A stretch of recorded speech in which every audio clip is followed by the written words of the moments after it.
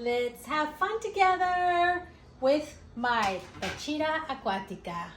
One of the easiest plants to find, usually available in great prices, and I have over the 250 houseplants, and guess what? One of my favorites. Why is it one of my favorites? And how do I care for it? Do you want to be able to grow one big and beautiful? If you're interested and want to learn also how to repot, then keep on watching this video. Okay, this plant baby, every time I see it, I am in love. I am so surprised how much I have grown to love this plant. I usually have him in my upstairs bathroom, which is where my bedroom's at. So I'm constantly there. And I've been surprised to see it grow. Lately, it's been throwing out these bigger leaves. This is in the past maybe 2 months. It's throwing out these bigger leaves. And I've had it for about 2 years, maybe 2.5 years. It was one of my first plants that when I started collecting plants, and my mind was just opened up with plants, and I was just trying to get plants. And I found this baby at Aldi's for like $5.99. It was like this tall, and it was not in good shape. It was like in another part of the store, it was just misplaced, and I didn't have choices. There was only plant there, and it was $5.99, and it came in this pot that you see it in. I have not repotted it yet, and I thought, why not? I've done nothing to this plant. I don't even know if I fertilized it. Maybe I have fertilized it with liquid dirt once a year. That's it. And she has been growing. Now I'm calling her she. Why keep her where she gets morning sunlight? So maybe for about max an hour, she might get some direct sunlight, but it's pretty quickly and it's gone. But it is bright the whole morning in that room. So she has been very, very happy there. And I wanted to repot her today. So I thought, why not make a video and show you how I've taken care of her. First, I wanted to talk a little bit about what I learned from it. It's called the PACHIRA Aquatica, money tree, and there's a lot of other names people give to it. But here in the United States, I think PACHIRA Aquatica or money tree is the more common name that we know it as.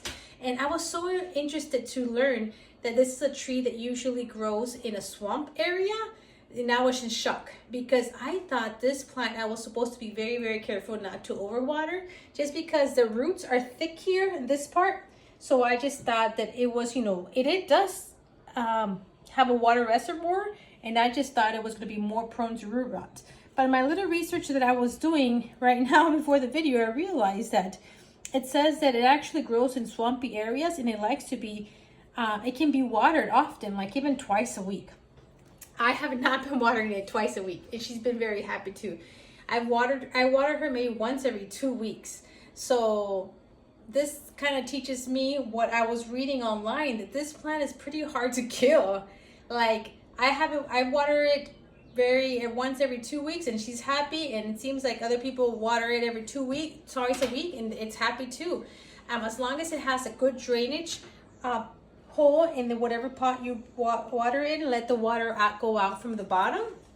Like for example, this one here, when you water it, you would want to make sure the water drains out, and then you don't let it sit with water. And it should be happy doing that. I was also shocked to learn that this plant can grow to be a huge tree, like 50-some feet tall tree, like very, very, very tall tree. And that it gives a beautiful flower. So I'll try to insert a picture where you can maybe see how big the tree can be, like a picture of a full-grown tree. And also insert a picture so you can see the flower, because that's new information for me. I had never really taken the time to research much, but it might be new to you too. So I wanted to share that information with you. So again, it's easy to find. You can find it almost in all the stores. And it's usually very inexpensive. Around $10 will get you a plant, and they do grow. And the growth pattern is so different. As you see, I have lots of plants here in my house, but not a lot of them have this growth form, which grows in an umbrella-like. And I think that's so cute. I think that is so cute, like a little star, fingers, umbrella-like, you name it. And it just grows. Starts with a little leaflets, and then of course like all plants, and then it just grows quickly. In a matter of days, you see this become big. So I think that's really, really cool. So I think that's the information I wanted to give you. I know it can't tolerate a whole lot of sun directly, so keep it in a more indirect light. I know it grows under other trees in nature, so a little bit of direct sunlight might be okay, like I'm experiencing, but you wouldn't put it like in your front porch where it's getting 100% sun. So yeah, she's been happy. I recommend it. I'm excited to repot her. So let's do it.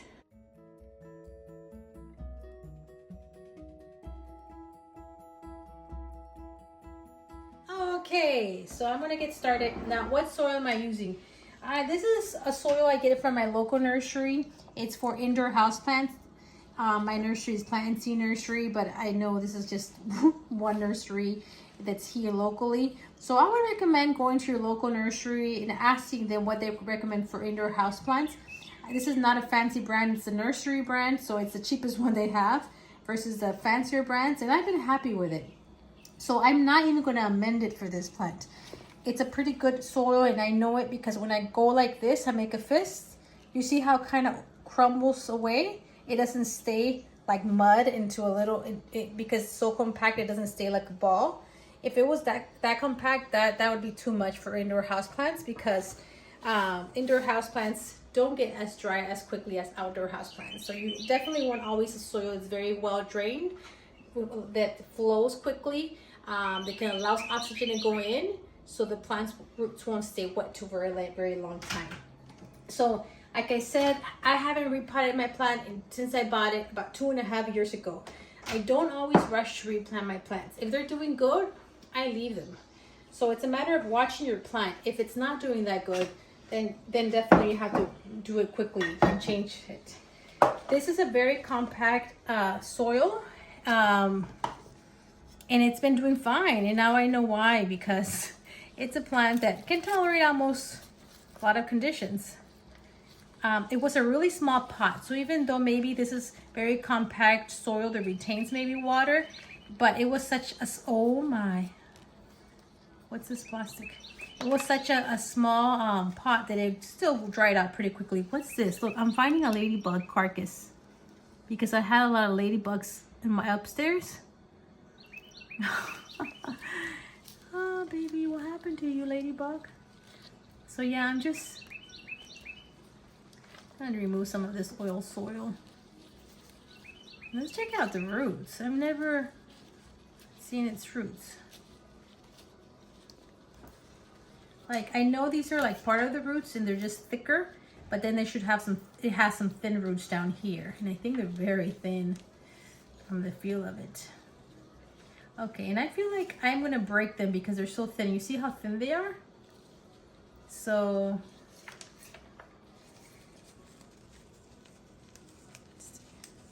trying to be careful. So this is the tape that I used so they could basically keep all these little plants together, growing together. And it's actually, I like it like this, braided together. In nature, of course, they're not braided together, but I like how it makes it be fuller from the top.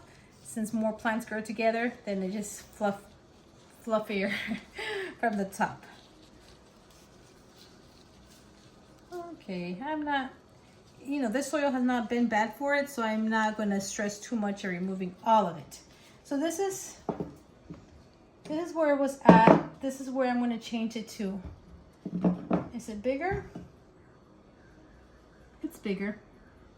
It's not a whole lot bigger, which is how you're supposed to upsize your pots.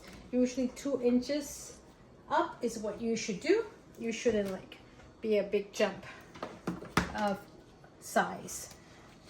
So because this has a big hole in it, you see that? I'm gonna put a little piece of filter, coffee filter. It's a little nice trick that I learned from other people that have collect plants. So that way it doesn't go through it quickly and you lose your soil. So let me go get some of that. Okay, so here it is, little piece of coffee filter. Very easy, most of us have it in our home. So there it goes. And that's it. I'm gonna put a little bit in the bottom so the plant won't sit all the way in the bottom of the pot.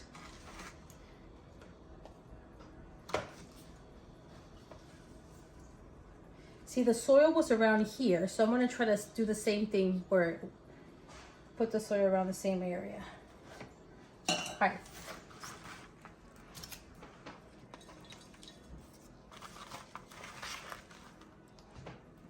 I just cleaned my kitchen table.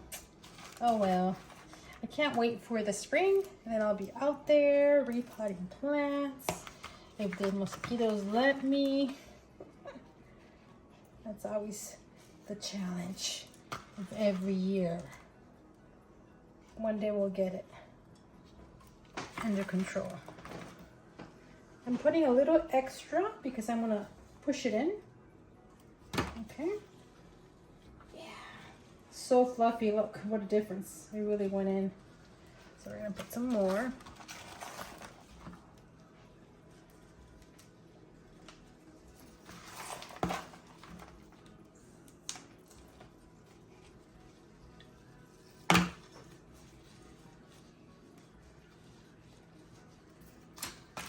One more and that should do it.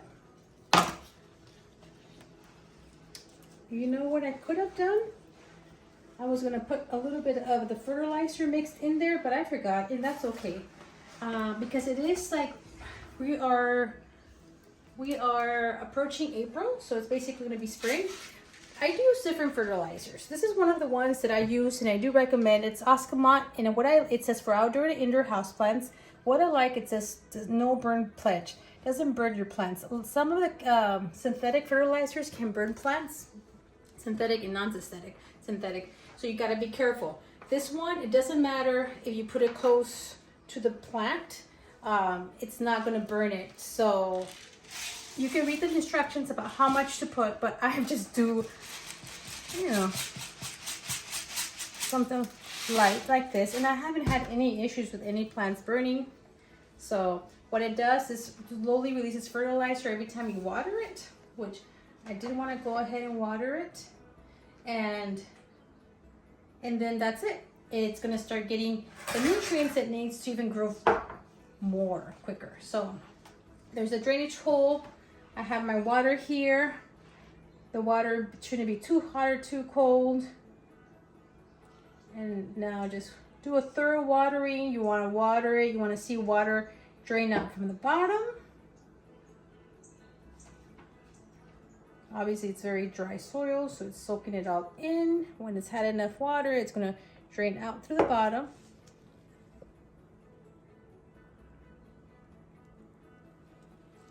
Needs more water. And it's coming. So about 3 times I had to water it so the water can drain out from the bottom. So this is going to ensure the soil got nice and saturated. So don't be afraid to really water your plants. As long as you have a drainage hole, the excess is going to pop out. Sometimes I push it in a little bit to kind of move things around, and then it unclogs and the water comes out, whatever excess.